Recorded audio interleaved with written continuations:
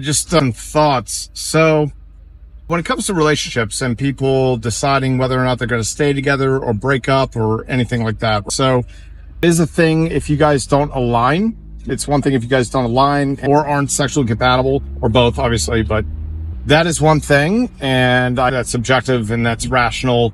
Would have a problem with one or both of you saying, hey, we don't align, this isn't going to work out. I get that. It's a total other thing if you're letting your own trauma and your own hubris and your own bullshit get in the way. And I'm not saying bullshit as in being dismissive. I'm saying it's your shit. It has nothing to do with them. This is your stuff that you have to deal with. If you haven't dealt with that and are letting that get in the way, if you're letting your own trauma and your own hubris and your own past get in the way of something that's objectively good. And then you've got the other thing where you can have two people get together and you're both fundamentally good. You're both fundamentally genuine. There's nothing quote unquote wrong with you. You don't have personality disorders. You don't have anything else like that. But one of you has not worked through their stuff to the point where they can quote unquote trigger the other person. And not only that, but like can't get to the point where they can work around those person's triggers. So if that's the case, then at that point you have to let it go. And one of the beautiful things about non-monogamy is when you have to let that go, because that is going to be decline your mental health if you wait for that person to figure their own stuff out, because sometimes it takes years to figure shit out. I'm definitely one of those people that I've got my life together. I've been through a lot of stuff. I've got my stuff figured out. I own my house. I have a stable income. I retired at 39. Like, I am good to go. I am global. I don't have to live in the US. I can move anywhere I want. Like for me, if I was a narcissistic a-hole, I would move to another country where I'd immediately be in the top 1% of earners and get younger, beautiful women and just be honest and open with them, but have sex with young, beautiful women until I couldn't anymore. If I was a narcissistic a-hole, that's what I would do. But I don't. I choose to, so far, stay in the United States because of the other people in my life. And that is something that I don't think a lot of people get. I honestly, after having been on social media again now for 2 years, I think most people in my situation, they wouldn't be on social media. They'd be gone. Like, you'd never hear from them again. And the messed up part is you wouldn't even know they're gone. That's the thing too. There are so many guys like me that have just bounced. They're not on social media. They're not making videos. They're not doing anything. They're not having a podcast. They're not doing research, because why would they? Why would they? They were like, well, this sucks. I'm out. Bye. So yeah, it's very interesting. Like, I find it very interesting. I find the internet to be, I find social media, now that I'm back on for 2 years, to be mostly a dumpster fire. However, I also know that dumpster fires in general, once they run out of fuel, they burn out, because you need 3 things for a fire. You need fuel, you need a heat source, and you need oxygen. Take away one of those things, fire's gone. So basic rudimentary stuff. So yeah, the reason I stick around in the United States so far is because of the other people in my life. Now, will that continue to happen? Because again, several places overseas, I could easily afford to support someone's not only shelter and food, which I can do now in the States, but also their lifestyle, their entire life, whatever the lifestyle they want. I can afford to support that in other places in the world easily. Now, there's some things you're going to trade in, like you might have rolling blackouts with power. You might have rolling blackouts with internet. Who cares? You just deal with that. You just plan for it, know what's going to happen in advance. You're good to go, right? Oh no, what's going to happen? You're going to lose internet and you're not going to be able to check your phone. I don't check my phone already. When I'm at home, usually my phone is not anywhere near me, right? People text me and I'll text them hours later because my phone was nowhere near me. Because why would I have it near me? I'm at home. I don't need it near me. I'm not tethered to my phone. My phone is a tool. It's a tool. I don't need to be on it all the time. And why would I do that? Why would I be a slave to anything I own? And that's the other thing too. People are slaves to the things they own and they don't even know it. And they don't even understand it. And it's tragic. I mean, and the stuff I see online, like, I'll just give you an example. So look, I'm a guy, I'm biased as a man, know that. I try to limit that as much as I can, but it's going to happen. So I had an acquaintance of mine and she was talking something about how she would make it law to where men not only had to give up their parental rights, but also basically had to continue to pay child support. Okay. Well, obviously, I was like, good luck with that. If that happens, here's what'll happen. The good men, the smart men, they'll have vasectomies. And if they can, they'll leave the country. They will. Because screw that. We're problem solvers. That's the easiest way to solve the problem. It's going to benefit me. Hang on. I'm going to pay a lot less money, have people in my life that actually appreciate me for me. Why am I not doing this? That's what any average, fairly intelligent man is going to think. So you're going to be left with the people that don't know what's going on, that are in denial over it, and they're going to be screwed by the system, whether you want it or not. Then that's the other thing. It doesn't matter if you're a person that's like, well, I don't need child support. I'm good on my own. I'm just going to write them a check every month. Doesn't matter.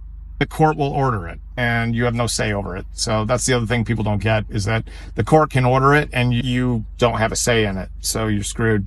I learned this a long time ago, which is why I had a vasectomy at 23, because I saw buddies of mine just ruining their lives left and right, getting with these ratchet people, like just, awful. And I don't care if you're divorced from them or if you're no longer talking to them. You have a child with them, you're forever bonded to them in some way. Like, I have a friend of mine, he's with the first normal woman, and they're having, of course, as a normal average woman, she wants him to make more money and wants him to spend more time with her and basically wants more, right? I hate to say it, but when people are like, what do women want? I'm like, dude, women, they want what they want. And whatever that is, they will always want more of it. All right. That is, unless they realize that and they've gotten to the point where, no, I'm going to quash that in my brain. And that's probably one of the ways that the species has survived, because let's face it, if it wasn't for men's drive to be with women, impress women, protect women, do well by women, have children, that kind of stuff, right? That we would probably still be living in caves. And that is probably an unpopular opinion, but that's not an opinion. That's probably accurate. It's accurate. Like, men design things because they want to impress women. And the tragic thing is, it doesn't impress women. So, yeah, they might be drawn to it for the wrong reasons. But here's the other thing. Women are drawn to what is security in this country? What represents security in this country? Money. Well, men love freedom. Women love money. Super simplified. Boil it down to those two terms. Start looking at it through that lens. Oh my God, everything makes sense. Everything makes sense. Well, of course women are going after guys with more money. Why wouldn't they? You would too if you're a woman. Don't lie to yourself, because that's what represents security. What they're not getting is that it's an illusion of security. What security really is the fact that most people are genuinely good people. Of course, you have the 1%, maybe 2% that are not good people, and those we deal with. There's a reason we have things in place for that. But most people are good people, and that is where your security comes from. It is not the amount of money you have. You can have gated communities and security guards all you want. You get a person that knows what they're doing, and they're still going to reach out and touch you, because you got to sleep sometime. You're going to lose your guard at some point. They will touch you if they want to. So security is really because most of us are good people, and that's the reality.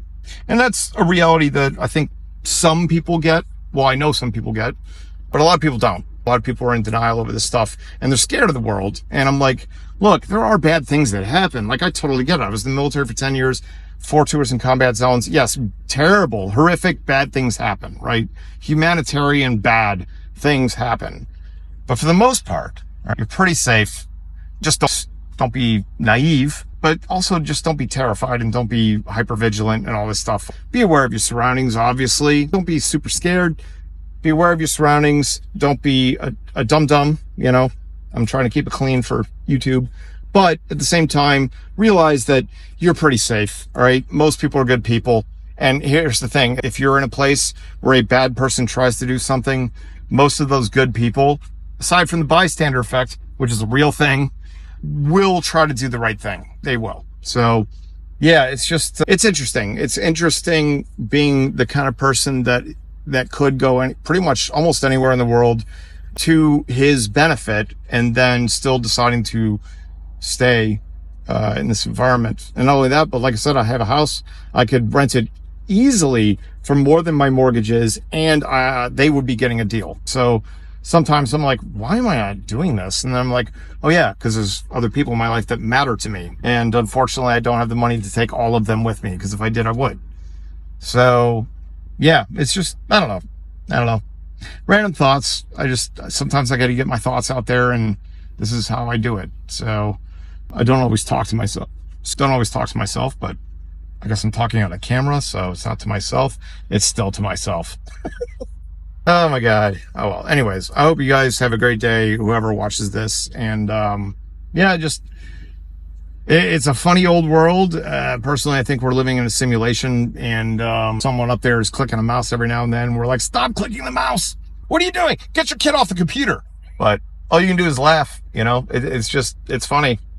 Some people come into your life, and you can tell, like, some people are only here as a bad example and a warning to others. Because if you didn't have the bad people, then you wouldn't appreciate the good people. So, and unfortunately, some people are bad because they've been broken and turned bad by other people, and it's not their fault. It is the other people's fault. But at the same time, the traits they've adopted are maladaptive, and they will hurt them in the long run, even though they help them in the short term. And they can't get their head wrapped around that because they don't have more than, a 10th grade education. It is a funny old world. So anyways, rant over. Because look, at the end of the day, you don't know what you don't know. So, but at the same time, if you don't know something, you probably should be honest with yourself and know you don't know something. The internet exists, Google exists. Like, there is no reason to be ignorant anymore. So if you're ignorant, that's on you. There's a big difference between education and intelligence, right? A level of education doesn't mean you can't learn, okay? A level of education just means there's a lot that you don't know. And I don't care if you have a PhD, there's still a lot that you don't know because you specialized in your field. So there's a lot I don't know. The problem is I know a lot more about crappy things than the average person, things that aren't fair, but I understand why they're not fair, why they exist, and I still live with that and figure out my place in that world, where I think a lot of people are just living in a fantasy land, and it must be nice.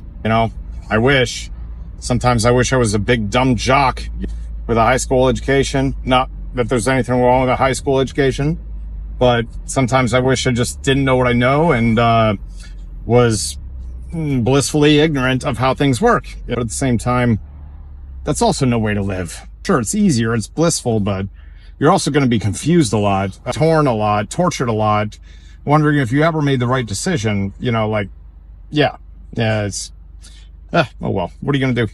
Live your life? If you haven't dealt with that, that's your problem. That's not on them. That's your issues. Those are your demons. And if you don't work with them, guess what? If that person's a genuinely good person and would make a solid partner and you turn them away, that's on you. You're the one that screwed up in that case, and you'll know it. You will know it. It might take you years and you'll figure it out, but by then it might be too late, and you probably won't even have the courage to do anything about it because you are who you are. And that will never be me. Fuck that. And if you haven't dealt with that, that is your problem. That has nothing to do with the other person. That is your problem. You need to figure this out. And if you don't figure it out, guess what? You're going to lose good people, and you're going to realize too late that you lost them. And by then it's going to be too late. And, the sad thing is that you're probably not even going to have the courage to try to fix it. You're not going to even have the courage to try to reach out, try to fix it, whatever that means to you. And that's never going to be me. Nope. I'm not that person. I will never be that person. I am the guy that when things start getting hard in a relationship, I double down and try harder. Not everyone's like that, and I get that. And the people that aren't like that, guess what? They're never going to stay together. You need a secure attachment style. Both people need a secure attachment style. If you do not have a secure attachment style, you might as well hang up the towel. It's not going to last, all right? You need to take ownership of that, and there are assessments to find out where your attachment style is. You need to take ownership of that, and you need to work on it. And here's the thing. If your partner has a secure attachment style, like I have a secure attachment style, measurably and objectively, is willing, they most likely will be more willing to work on that. Because someone with an insecure attachment style is like, well, screw this. This isn't working out. Bye. The person with the insecure attachment style may see the potential, and then they have the choice whether or not to work through that. But they're only going to do that so long. They have limits too, okay? And they probably know where their limit is because they have a secure attachment style. So they don't need you in their life. And that's the other thing. They get offended when you're like, well, I don't need you in my life. Well, that doesn't mean I don't care about you. That doesn't mean I just know that I'm okay on my own and I'm okay by myself. And like, I've worked on my stuff and I know who I am, my strengths and my weaknesses. So yes, objectively, I don't need you. I'm here because I want you. I want you in my life. I don't need you in my life. And that is a difference that most people don't get. It blows their minds. They can't even wrap their head around it. And if you can't wrap your head around it, you probably don't have a secure attachment style.